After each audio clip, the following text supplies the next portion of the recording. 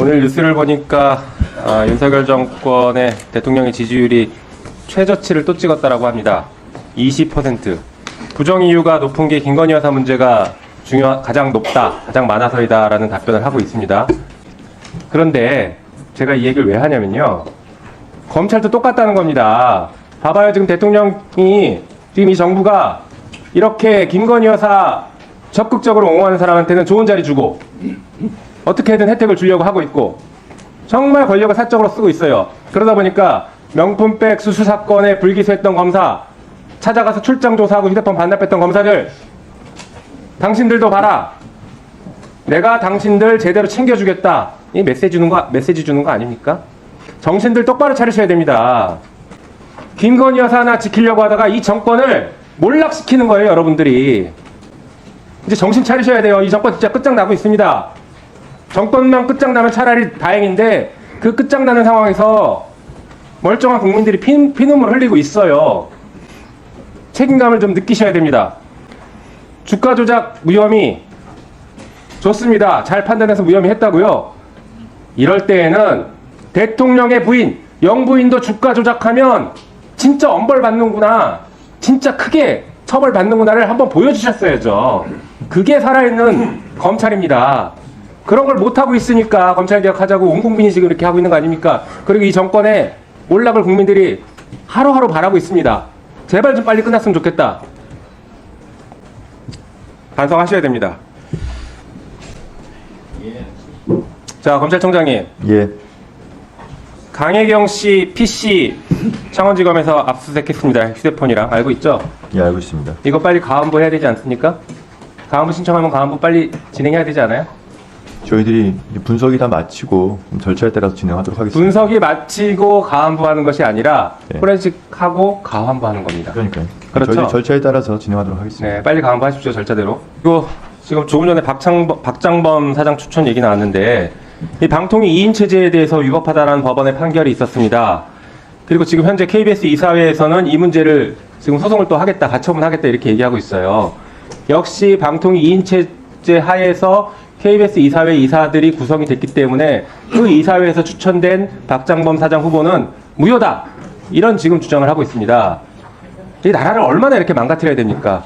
법원행정처장님, 네, 이런 사건에서 진짜 법원의 존재 이유를 잘 보여주셔야 할 것입니다. 사법부의 신뢰를, 네, 사법부의 신뢰를 확보할 수 있도록 하시기 바랍니다. 수사 당국에서 상세하게 경과와 또 결과를 잘 설명을 할 것인데, 소리 좀 키워주세요. 이거는 봐주기 의혹이 있다, 납득이 안 된다라고 하시면은 제가 특검하자고 먼저 주장을 하겠습니다.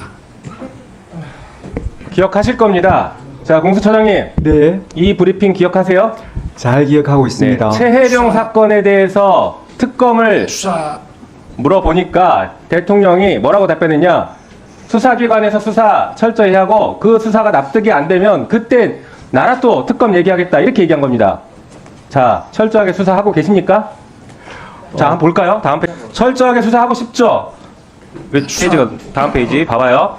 열심히 수사하고 있는 차정현, 이대영 검사, 지금 수사 중인 사건이 최혜병 수사 외압 사건, 세관 마약 수사 외압 사건, 명태균 정치자금법 위반 사건, 손준성 고발 사주 사건, 네, 이런 사건들 수사하고 있잖아요. 지금 감사원 사건도 수사하고 있고. 네, 맞습니다. 네, 최혜병만 봅시다.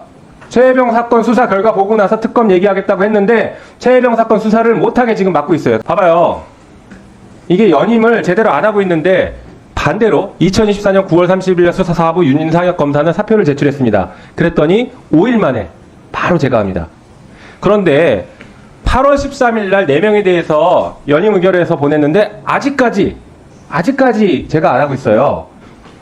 이제 한 이틀 남았죠? 이틀 뒤면은 자동으로 해임되고 끝납니다. 네, 사직되는 겁니다. 네, 맞습니다. 자, 인사권 가지고 수사 개입하는 거 공수처에서 이대로 당하고 있으면 됩니까? 한마디라도 해야 되는 거 아니에요?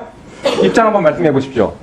네, 조금 전에도 말씀드렸듯이 그 최혜병 사건에 있어서 수사 연속성 유지가 우리 처의 입장에서는 매우 긴요한 문제입니다. 제가 대통령의 임명권에 대해서 말씀드리기는 좀 주저되는 측면이 있지만은 지금 중요한 수사들에 있어서 굉장히 필요한 인력입니다. 저는 이분들이 맡은 바 그 업무를 계속 할 수 있기를 애타게 기다리고 있고. 알겠습니다. 다음 페이지 보여주시죠. 기대하고 있습니다. 자, 봐봐요. 이게 지금 연임이 안 되면 공수처 검사 몇 명 안 남습니다. 특히 수사 4부, 아까 얘기했던 최혜병 사건 수사하는데 검사 한 명 남아요. 한 명.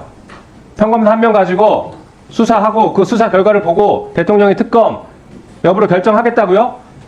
인사로 수사권을 이렇게 수사를 이렇게 개입합니다. 인사 개입을 통해서 수사를 하나도 못하게 지금 꾹꾹 누르고 있어요. 이거야말로 저는 수사 대상이다. 특검에서라도 수사해야 된다. 인사 개입을 통한 수사, 이 굉장히 독특한 수법을 쓰고 있습니다. 검찰총장 출신이라 그런지 아주 잘 알아요. 이 부분 반드시 책임 물려야 된다고 생각합니다. 동의하십니까? 공수처장으로서 다시 한번 말씀드리지만 지금 최혜병 사건의 수사 연속성을 유지하고 그다음에 제가 말씀드린 이 귀한 그 4명의 그 수사검사 부장들을 지금 연임을 받는 것은 공수처 조직 운영에 있어서 매우 기묘합니다. 대통령께서 연임 재가를 하실 때 그 충분히 고려해 주실 네. 거라고 기대하고 있습니다. 기대하시면 안 됩니다. 지금 안 하려고 하고 있잖아요. 기대를 못 하는 상황이에요. 이렇게 해서 지금 수사를 다 망치려고 하는 거예요. 인사권 가지고 수사 못하게 하고 거부권으로 수사 거부하고 있고 이게 지금 대한민국 대통령의 현주소입니다. 그러니까 국정 지지도가 바닥을 치고 있죠.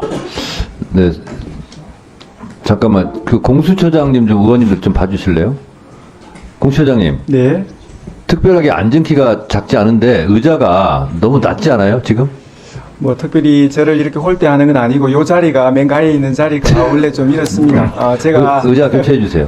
아니, 보면 그 키가 그렇게 작은 분도 아닌데 너무 제가 원래 뭐 안전키가 더 클 정도로 좀 다리가 좀 짧은데 이 자리가 지금 그렇더라고요. 이 자리가 그래요. 예. 아니 심우정 검찰총장하고 있으면 더 왜소해 보이고 그래서 제가 인커리지 하는 차원에서 아니 또 높임을 받으셔야 되니까 뭐 그 정도는 의자 제가 교체해 감수하는데 주세요, 의자. 원래 저번에도 제가 느꼈는데 지금 보니까 그래요. 너무 이렇게 푹 들어가가지고 의자를 교체해 주세요. 의자 교체해 주세요. 아니 또 그래요. 일단 방석을 드리세요 그러면. 우리 그 네 분의 우리 부장님과 또 검사들이 인사를 두니 막중한 또 시간에 또 의자까지 말씀해 주셔가지고 저를 더 안타깝게 하시니까 몸둘 바를 모르겠습니다. 뭐 말 나오신 김에 바꿔주시면 저로서는 감사하겠습니다. 제가 지금 봤어요. 공수처장님, 그럴 때는 위원장한테 의자 교체를 해달라고 말씀을 하셔야지 적극적으로. 지금 봤어요 제가. 죄송합니다. 지금 위원장님께서 저번에도 보셨는데 좀 여러 가지 지금 의제 자체가 좀 애처로워 보이니까 아마 또 특히 또 그렇게 지난번에 보셨을 못 겁니다. 봤습니다. 네. 예. 공수처장이 지난번에 못 봤고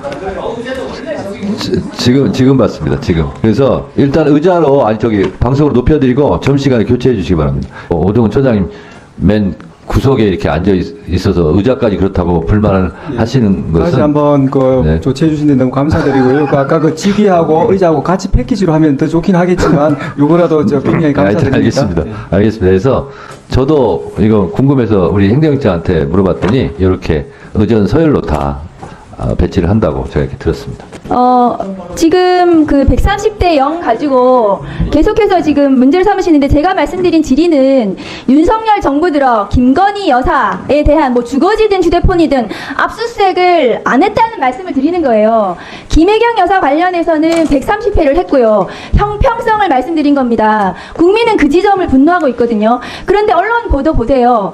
지금 주진우 의원은 그거 관련해서 자기가 언론 보도 보고 이재명, 김혜경 관련 압수수색이 없었다라고 했는데 지금 언론 YTN 단독이 최근에 나왔어요.